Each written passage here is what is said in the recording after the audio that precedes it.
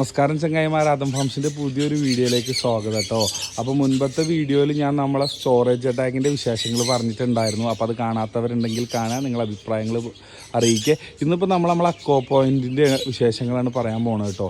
കാരണം നമ്മൾ ഇതിൻ്റെ വർക്കൊക്കെ നിങ്ങളടുത്ത് അപ്ഡേറ്റ് ചെയ്യുന്നുണ്ടായിരുന്നു, ഇങ്ങനെ നടക്കണതൊക്കെ. അപ്പോൾ ഇത് നമ്മൾ ഏകദേശം ഒരു ട്രെയിൽ രീതിയിൽ കാര്യങ്ങളൊക്കെ ഒന്ന് പൂർത്തീകരിച്ചിട്ടുണ്ട്. അപ്പോൾ നമ്മളെ സ്റ്റോറേജ് ടാങ്ക് നമ്മൾ സ്ഥിരമായിട്ടുള്ളൊരു സെറ്റപ്പ് അല്ല, ഒരു ടെമ്പററി സെറ്റപ്പാണ്. കാരണം അത് അവിടുന്ന് മാറും, എന്നാലും നമ്മൾ അതിനനുസരിച്ചിട്ടാണ് കാര്യങ്ങൾ ചെയ്തിട്ടുള്ളത്. പക്ഷേ നമ്മൾ അക്കോ പോയിന്റ് എന്ന് പറയുന്നത് സ്ഥിരമായിട്ട് അവിടെ തന്നെ ഉണ്ടാവും. അപ്പോൾ അതുകൊണ്ട് തന്നെ അത് അത്യാവശ്യം നമ്മൾ വൃത്തിയിൽ കാര്യങ്ങളൊക്കെ ചെയ്തിട്ടുള്ളത്. അപ്പോൾ അതിൻ്റെ വിശേഷങ്ങളാണ് ഇന്നത്തെ വീഡിയോയിൽ. പിന്നെ വേറൊരു വീഡിയോയിൽ നമ്മൾ ഗപ്പിയുടെ ഒരു ഏരിയ നമ്മൾ സെറ്റ് ചെയ്തിട്ട് അതിൻ്റെ വിശേഷങ്ങൾ വേറൊരു വീഡിയോയിൽ നമുക്ക് പറയാം കേട്ടോ. അപ്പോൾ നമ്മൾ ഈ അക്കോ പോയിന്റ് അപ്ഡേറ്റും കാര്യങ്ങളൊക്കെ നമുക്ക് കാണാം.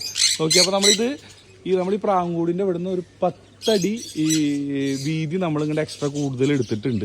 അങ്ങനെയാണ് ഈ ഷെഡ് വരും. 10 അടി വീതിയിലും ഈ 30 അടി നീളത്തിലുമാണ് നമുക്ക് ഈ ഒരു ഷെഡ് വരുന്നത് കേട്ടോ. അപ്പോൾ അതിൻ്റെ വിശേഷങ്ങൾ നമുക്ക് കൂടുതൽ ഉള്ളിൽ പോയിട്ട് തന്നെ കാണാം.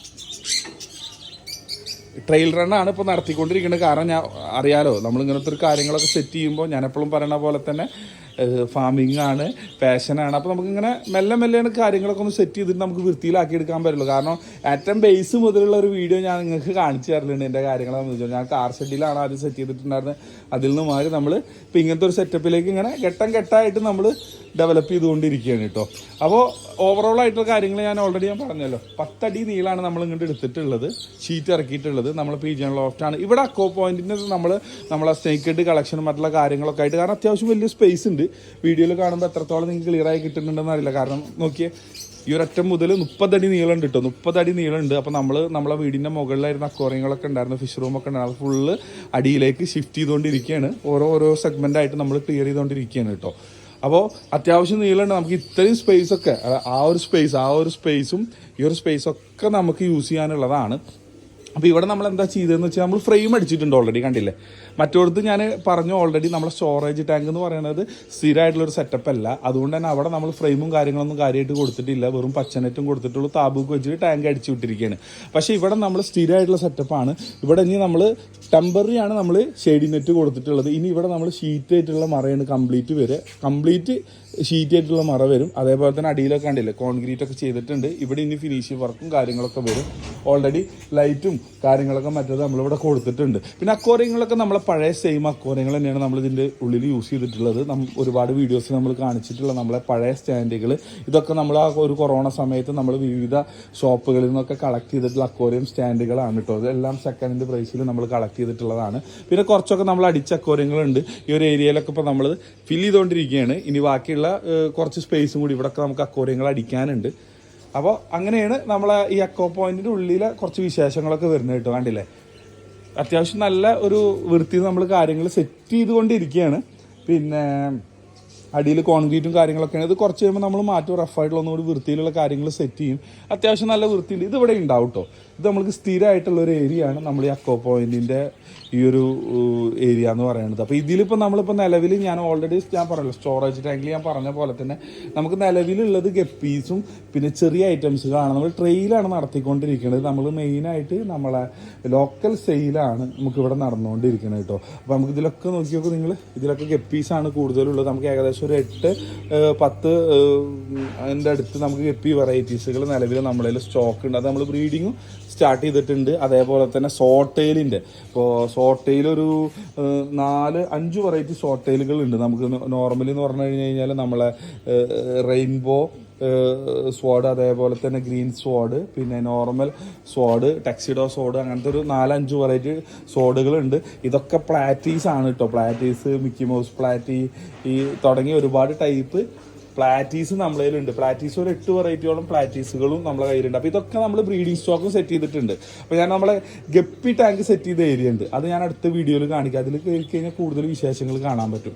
പിന്നെ ഒരു പേര് നമ്മളൊരു പ്ലാറ്റിനം ഏഞ്ചൽ ജസ്റ്റ് ഒന്ന് സെറ്റ് ചെയ്തിട്ടുള്ളതാണ്. ബ്രീഡിങ് നടക്കോ ഇല്ലെന്നുള്ള അറിയില്ല. അപ്പോൾ അങ്ങനെയാണ്. പിന്നെ ഇതൊക്കെ പഴയ സെറ്റപ്പുകൾ തന്നെയാണ്. നമ്മളെ എയറേഷൻ്റെ മോട്ടർ, പിന്നെ നമ്മളതിൻ്റെ ഉള്ളിലെ ലൈറ്റിംഗ് അറേഞ്ച്മെൻ്റ് ഒക്കെ കേട്ടോ. അതെല്ലാം ഓക്കെയാണ്. ഇനിയിപ്പോൾ ഇതിൽ നമ്മൾ ഇവിടെയൊക്കെ നമുക്ക് ഒന്നിൻ്റെ അക്വേറിയങ്ങൾ അടിക്കാനുണ്ട്. അപ്പോൾ ഇതിലൊക്കെ ആയിരുന്നു നമ്മൾ മുൻപ് സ്നേക്ക് ഹെഡും കാര്യങ്ങളൊക്കെ സെറ്റ് ചെയ്തിട്ടുണ്ടായിരുന്നത്. അപ്പോൾ ഇതൊക്കെ കണ്ടില്ലേ, ടെമ്പററി ട്രെയിലിന് വേണ്ടി അടിച്ചിട്ടതാണ്. ഫിഷസ് കാര്യങ്ങളൊന്നും ഇല്ല. അതാണ് ഈ വെള്ളം നാശമായിരിക്കുന്നത്. ഇതിന് ഈ ഫിൽട്രേഷൻ സിസ്റ്റം ആഡ് ചെയ്യാനുണ്ട്, ലൈറ്റിംഗ് സിസ്റ്റം ഒക്കെ ഒന്ന് നാശമായതൊക്കെ അപ്ഡേറ്റ് ചെയ്യാനുണ്ട്. ഇനിയിപ്പോൾ ഇതിലൊക്കെ അക്വേറിയങ്ങൾ കയറിട്ടോ. ഇതൊക്കെ നമ്മൾ